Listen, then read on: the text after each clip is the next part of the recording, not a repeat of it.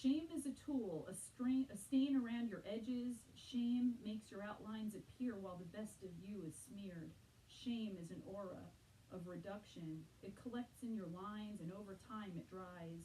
It etches, it renders, it shines a light in your eyes. Shame is that light, and it finds you.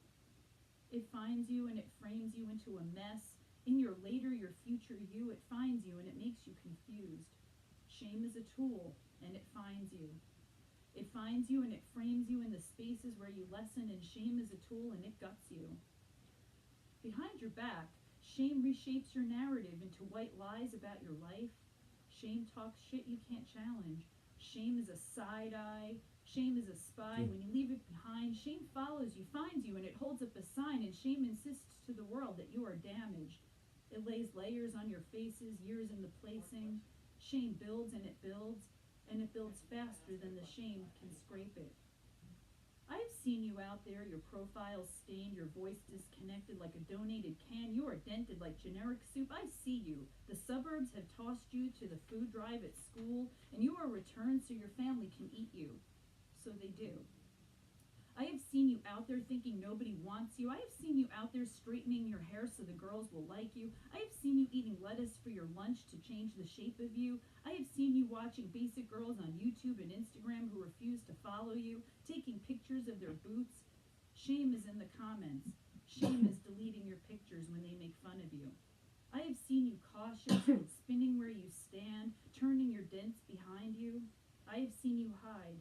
I have seen you roll away again and again to avoid being taken.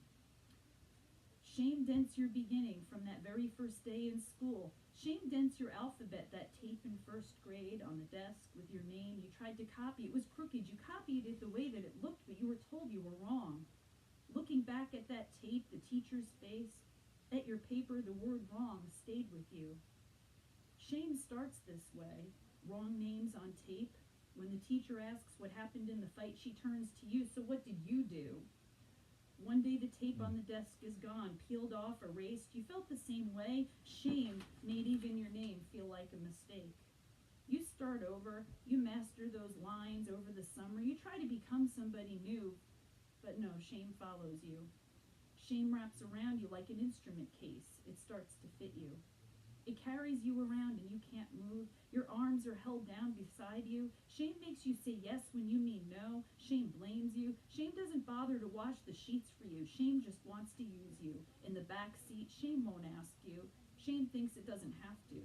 Shame doesn't bother to drive you. Shame drops you off at the corner. But still, shame follows you.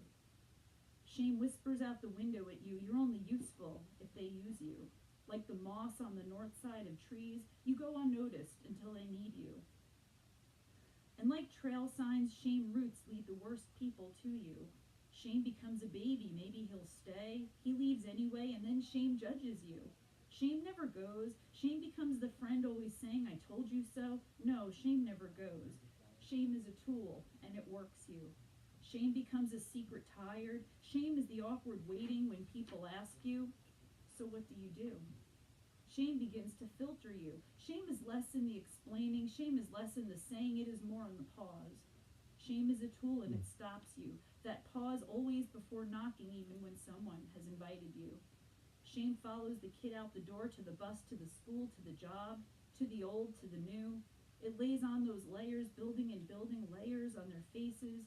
Years in the making, years in the placing. It builds and it builds. Shame builds toxic equity in the brain until it owns you. It eats you and you lessen. Shame buys you at auction like a house, then it sells you. Shame never lives in you. Shame throws your broken fixtures in the sink, things that used to work, sit dismantled. Shame is a tool, and shame does this to you. Behind your back, shame is the narrative you can't challenge. Shame tells the world that you are damaged, that dented can again and again. Shame lays layers on faces. Years in the placing. To build and to thicken your skin, it builds up faster than the shame can scrape it. It builds toxic equity in your brain until it owns you. It eats you, and you lessen. And your edges, the shape it stains, look nothing like you. Shame is a tool. It buys you at auction. It never plans to live in you. but it occupies you. It won't let the squatters have you. It wants to keep you uninhabited, empty. It doesn't care about your halls or your walls or the doorknobs you love. Shame buys you, and it breaks you, and it guts you.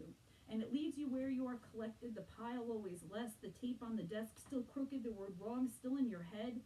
Looks like you made a big mess, shame says. Then it tells you to clean it while the others go to recess. Shame is that teacher at the door, shaking her head. Shame is a tool, and it stops you. Thank you.